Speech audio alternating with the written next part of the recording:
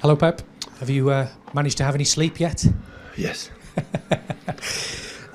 How difficult is it for you as manager over these next couple of games to try and balance the idea of maybe giving some of your players, who are obviously very tired as well, a little bit of a rest, but also making sure they'll be switched on fully when it comes to the finals you've got coming up?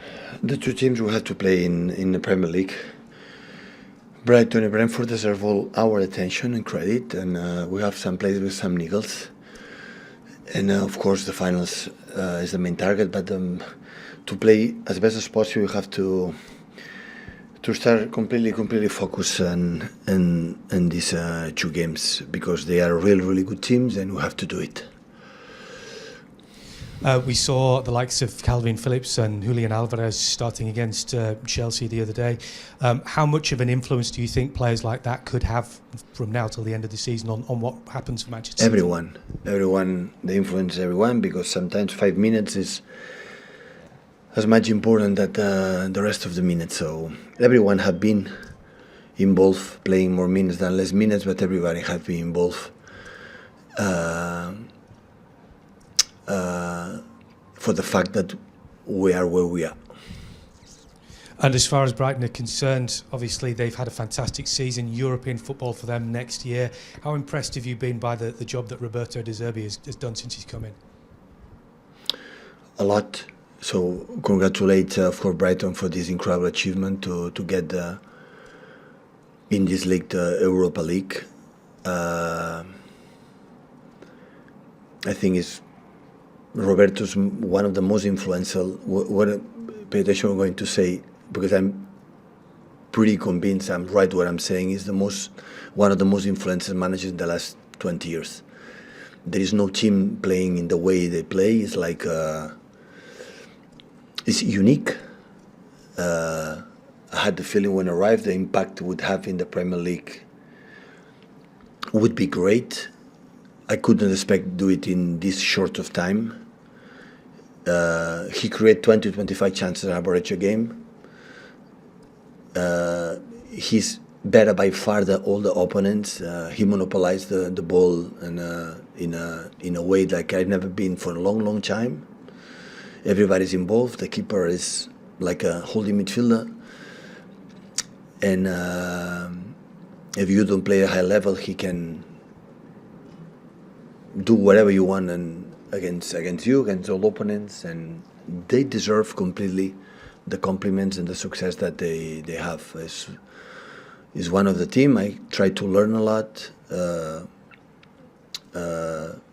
It's unique. It's like a Michelin star restaurant. Like, it's unique. You know that when you were in Catalonia, it was El Bulli, the Ferran Adrià, the best cook for many years, and he changed completely the cuisine, and I think Brighton is playing is something unique. It's special, the way they move, the way they do, and it's a good, incredible challenge for us to prepare the two finals. Absolutely.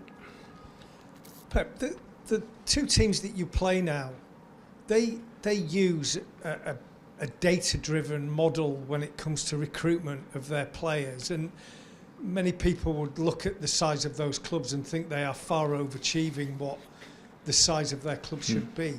What is your view of this kind of data analysis and how deep it can go to analyse players? It looks like it works.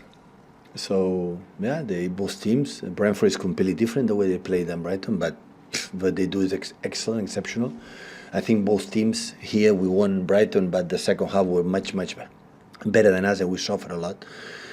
And Brentford, they beat us fairly before the World Cup game, and both in different styles, they do really well. At the end, you have info, so no, for the device, but of course, they cannot. This analysis they cannot give you as a person, as a mentality, he will set for the way you play, because it can work for the one manager, but maybe not for the other one. So they have to be related for the idea, for the club they have, or the manager they have, because the other is just numbers. But it works. It's more info. You know, there is something like you have to smell it, and the other is the facts and numbers that can help you to have more info. And both clubs accept. And just in terms of these next 2 games for your players. I can't imagine motivation is a problem for you, but players would naturally be a little conservative about going in for really, really tough tackles, knowing if anything went wrong, they could get injured for a final Champions League final. How do you deal with that? Yeah, that is right. If I prefer to be already champion, but maybe it would be to be ready commit against United and Inter de Milan, to be already in contention to win the Premier League, will be there, but it's normal. So they had a party after the game against Chelsea. I don't know how they will feel tomorrow, but you have to do it. Otherwise, we will run a lot, we will suffer a lot, and I think the best way to prepare the finals is be still ready. You have to. We have a days off. We have a relax in the training session, but the moment you have to play, this player set one type of standards, and you have to maintain it.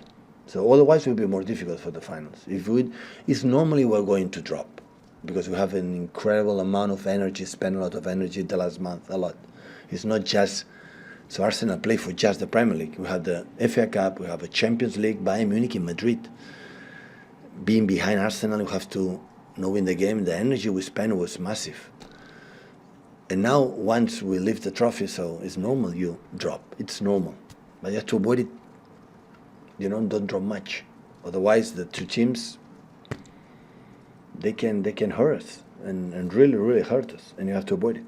Playing our game and adapt the way they play, what you have to do differently in both games to arrive after 1 week, of course, arrive to United and Inter in the best conditions possible. Pep, when you spoke about Roberto just then, you said that you tried to learn a lot. What kind of things do you pick up from someone like Roberto? Especially the time to take decisions. So Brighton is a master to have to pass the ball to the man free, but when I have to pass the ball to the man free. They had to move in the right time. And this is the best team in the world. The best. They do the right tempo, the pass to the man free. And the movements all together. So there is a part of how aggressive they are with the ball is continuing to be with Graham Potter. I think Graham Potter installed something really good in terms of aggressivity, in man-to-man. It doesn't matter what happens. But the way they do the process to use the keeper, they don't pass the ball after the movement of your opponent. With the moment the opponent move, I move. I pass the ball. When? It depends who jumps. And this in the right tempo, they are the best. The best. And aside from the game itself, I know you're not talking much about this at the moment, but it's just after the emotion of Sunday as well, and seeing Ilkay Gundogan lifting the Premier League trophy, it seems that there's a potential still for him to be a City player next season. Can you bring us any further news as to what's happening over his future? I cannot tell you anything because I don't know anything. I'm sorry. Nathan Ake, can you just check on him? How's his fitness? How's his recovery? He's getting better. I don't know if he's arrived for tomorrow. I don't know for Brentford, but it's the last stage. So we have to be careful after it was the second time injured, and we have to be ready his feet just in case we need it for United and Inter. Do one here, please, Lewis, and one up at the top there, please. Thanks. Hello, Christian Wange from Dagbladet, Norway. Where do you think Erling Haaland has improved the most since he came to City? And do you think it will be more difficult for him next season to reach the numbers he reached this season? What he has to do is be happy, play the best he can the rest of the season and the next season. So he will decide what he can do better, and the team is going to help him. And so I'm not concerned. You understand about next season right now. So he's trying to get better and better. But he had the right mentality to do it. Hi, Pep. It's recently been announced that Sergio Busquets is leaving your former club Barcelona. Just wanted to get your sort of immediate reaction to that, and is this sort of the end of an era for Barcelona in that sense? No, this type of clubs never end an era. Players arrive, leave. Of course, Sergio has been the impact as a holding midfielder in the last 50, 20 years have been massive. But these clubs have the talent, I don't know what they have, to reorganize and rebuild absolutely for themselves brilliantly. So these kind of clubs all the time are up there. all the time. The standards at them is so great. So you win just one title. No, one title is not enough. It's not enough. Barcelona is difficult because they were able to win Spanish league for many, many years and lose the semi-final of the Champions League. It was a disaster season. So this is the standard of these clubs. That's why it's not easy to play in these clubs, because never is enough. In the same time, it's good because the demanding is so high, the standard is so high, you have to, all the club push for the next steps. That is when you become a real one of the best clubs in the world, and Barcelona is. And how good was he as a holding midfielder for you? The best.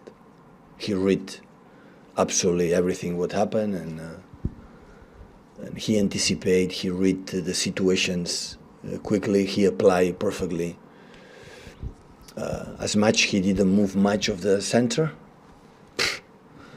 he could solve all the problems with his brain. It was fascinating to work with him and to learn of him, and of course I wish him, I said probably, but I wish him for the last years, and I will become an exceptional manager, I tell you right now. In the future will be an exceptional.